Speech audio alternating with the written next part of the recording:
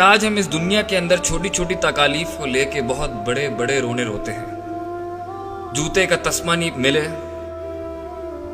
چائے کے اندر چینی کم ہو جائے،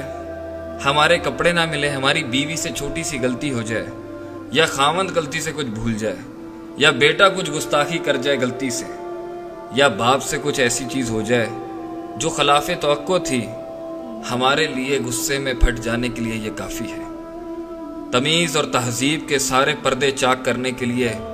یہی اصول کافی ہے کہ بس مجھے بات بری لگ گئی،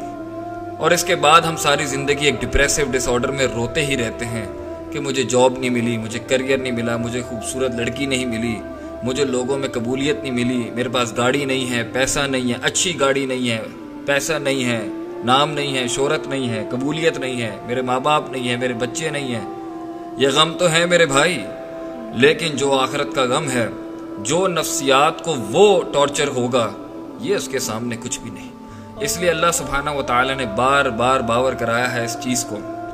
ذہن نشین کرانے کی کوشش کی ہے کہ تم ان کے حال دیکھ کے شاید عبرت پکڑ لو، ہو سکتا ہے تمہاری بھی کوئی غلطی تمہیں اس انجام تک لے جائے۔ اس لیے ہر وقت توبہ ہی تو منشور ہے، ہمارا توبہ ہی تو دستور ہے مسلمانوں کا کہ ہم ہر وقت